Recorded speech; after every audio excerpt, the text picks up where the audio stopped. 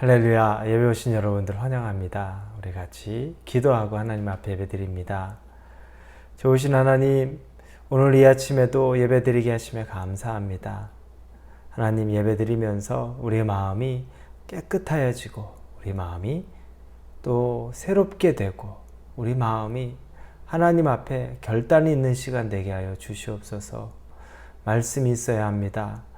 내 중심, 내 생각으로 살아가는 것이 아니라 말씀 중심, 말씀으로 살아가게 하여 주시옵소서. 하나님이 주시는 특별한 은혜를 사모하니 이 아침에 우리를 만나 주옵소서. 예수님의 이름으로 기도합니다. 아멘. 우리에게 주시는 말씀은 누가복음 2장입니다. 2장 22절에서 35절까지의 말씀입니다. 누가복음 2장 22절에서 35절입니다. 누가복음 2장 22절에서 35절입니다. 우리 찾으셨으면 22절부터 같이 읽겠습니다. 모세의 법대로 정결 예식의 날이 참에 아기를 데리고 예루살렘에 올라가니 이는 주의 율법에 쓴 바 첫 해에 처음 난 남자마다 주의 거룩한 자라 하리라. 한 대로 아기를 주께 드리고 또 주의 율법에 말씀하신 대로 산 비둘기 한 쌍이나 혹은 어린 집 비둘기 둘로 제사하려 함이더라. 예루살렘에 시므온이라는 사람이 있으니 이 사람은 의롭고 경건하여 이스라엘의 위로를 기다리는 자라. 성령이 그 위에 계시더라. 그가 주의 그리스도를 보기 전에는 죽지 아니라 하는 성령의 지시를 받았다니 성령의 감동으로 성전에 들어가매 마침 부모가 율법의 관례대로 행하고자 하여 그 아기 예수를 데리고 오는지라. 시므온이 아기를 안고 하나님을 찬송하여 이르되 주제여 이제는 말씀하신 대로 종을 평안히 놓아주시는도다.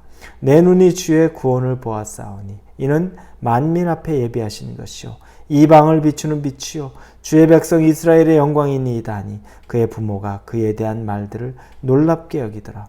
시므온이 그들에게 축복하고 그의 어머니 마리아에게 말하여 이르되 보라 이는 이스라엘 중 많은 사람을 패하거나 흥하게 하며 비방을 받는 표적이 되기 위하여 세움을 받았고 또 칼이 내 마음을 찌르듯 하리니 이는 여러 사람의 마음의 생각을 드러내려 함이라 하더라. 아멘. 오늘 본문에서는 정결예식이라는 말이 나옵니다.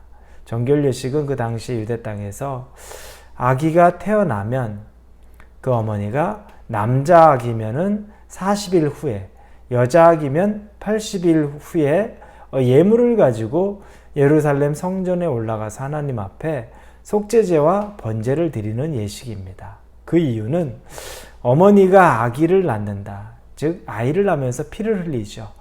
피가 몸속에서 여인의 몸속에서 피가 나오면 부정한 것으로 여겨집니다. 그래서 속죄제를 드리면서 이 어머니나 아기가 다시 깨끗하게 되는 일들, 그 일을 위해서 속죄제를 드리고 또 하나 번제를 드리면서 이 아기 또 이 어머니가 하나님 앞에 헌신과 감사의 제사를 드리는 것이 바로 정결 예식입니다.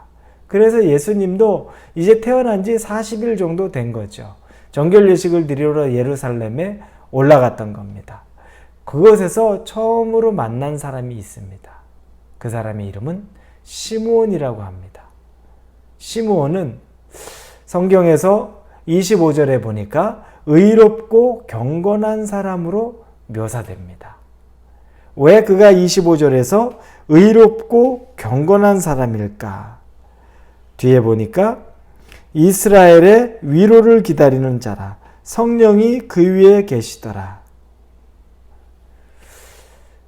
시므온이 의롭고 경건하다라고 하나님의 평가를 받는 이유는 두 가지입니다. 첫째는 성령에 충만했고 그리고 그는 그리스도를 간절히 기다리던 자입니다. 그래서 26절에 그가 주의 그리스도를 보기 전에는 죽지 아니라는 성령의 지시를 받았더라 나옵니다. 즉 성령 충만하고 그리스도를 간절히 기다리던 사람이 바로 시므온이라는 사람입니다. 여러분, 우리는 어떤 사람이 경건한 사람입니까? 우리가 생각하는 경건한 사람은 술 마시지 않고 담배도 피지 않고 간음하지 않고 이런 삶을 사는 삶, 매 주일 예배를 철저하게 지키고 경건한 사람이죠. 그런데 성경에서 말하는 경건은 그 정도의 경건은 아닙니다.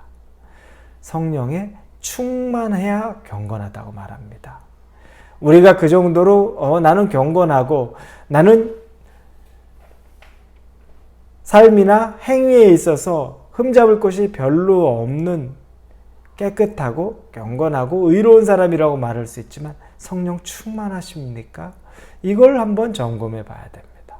성경에서 시므온을 경건하다고 얘기하는 건 그런 부분들은 오히려 기본일 수 있습니다. 당연한 겁니다. 왜냐하면 성령에 사로잡혀서 성령에 충만하면 그런 죄를 범할 수가 없죠. 성령이 내 안에 가득한데 어떻게 그런 세상의 것으로 나를 더럽힐 수 있겠습니까? 그런데 대략 그런 몇 가지의 세상의 것을 내가 이겨내고 그런 것에서 내가 더럽히지 않았다고 해서 하나님 앞에 의롭고 경건한 자라는 것은 뭔가 부족함이 있다는 겁니다. 성령의 충만함을 받으십시오. 성령에 충만할 때 하나님이 우리를 그렇게 평가합니다. 그리고 또 하나는 그리스도를 간절히 기다리는 삶이었습니다. 그는 그리스도를 기다리고 있었습니다.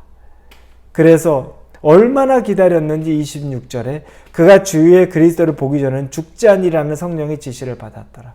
성령이 너 그리스도를 보기 전까지는 죽지 않을 거야. 역으로 말하면 저 정말 그리스도를 보기 전까지는 죽을 수 없습니다. 저 정말 사모합니다. 이 마음이 있었다는 거죠. 여러분, 의롭고 경건한 사람은 지금 내가 살고 있는 세상에 다 만족을 얻고 지금 있는 것이 좋으니 하나님 나라가 새롭게 임하고 예수 그리스도가 오는 것, 그걸 기다리지 않고 지금만을 즐기는 사람은 의롭고 경건한 사람이 아닙니다. 의롭고 경건한 사람은 그리스도를 간절히 기다리고 구하는 사람입니다. 얼마나 간절히 기다리고 구했느냐? 그분 만나기 전에는 죽지 못합니다. 여러분, 예수님 만나기 전에는 죽지 못합니다. 이런 간절함이 있습니까? 우리에게 성령 충만에 대한 간절함이 저 만나 주시지 않으면 저 죽지 못합니다. 만나 주셔야만 저 살아납니다. 이런 간절함이 있으면 만날 수 있습니다. 왜냐하면 성령이 그 간절함을 보고 약속을 하셨어요. 네가 그리스도를 보기 전에는 죽지 아니하리라. 우리가 하나님을 잘 만나지 못하고 우리가 삶 속에서 예수님을 잘 만나지 못하는 건 어쩌면 우리에게 간절함이 없기 때문에 그럴 수 있습니다. 내가 정말 간절하고 내가 정말 그분 없이는 못 살겠고 내가 정말 그분의 도움이 너무너무 필요하다 그러면 성령이 그걸 보고 우리를 그렇게 인도해 주실 것입니다. 여러분에게 혹시 나는 의롭고 경건하고 싶은데 부족한 것이 성령 충만이 없는 것 아닙니까? 그리고 두 번째, 지금 현실의 삶에만 만족해서 예수 그리스도에 대한 갈망과 간절함이 없는 것은 아닙니까? 그러면 만약 그렇다면 우리는 의로운 자도 경건한 자도 아닙니다. 하나님의 눈에 비출 때에는 부족하죠. 의롭지도 경건하지도 않은 부족한 부분밖에 없는 겁니다. 사랑하는 우리 성도 여러분, 오늘 하루를 사시면서 성령 충만을 구하십시오. 그리고 예수님으로 간절함으로 그분을 구하십시오. 그러면 성령께서 여러분을 만나시고 또 충만케 하실 것입니다. 우리 같이 기도하겠습니다. 하나님, 시므온을 보니 날마다 성전에서 그리스도를 구하고 있었던 것을 보게 됩니다. 그리고 간절히 구했더니 아기 예수님을 만났습니다. 드디어 만났습니다. 얼마나 성령에 충만했는지 그 아기 예수를 보자마자 그분이 메시아 그리스도라는 것을 깨닫고 하나님께 영광을 돌리고 이제는 제가 죽어도 여한이 없습니다라는 고백을 보게 됩니다. 우리도 성령 충만해서 분별할 것들을 온전히 분별하고 그리스도를 구하고 그리스도를 만나는 역사가 있게 인도하여 주옵소서. 예수님의 이름으로 기도합니다. 아멘.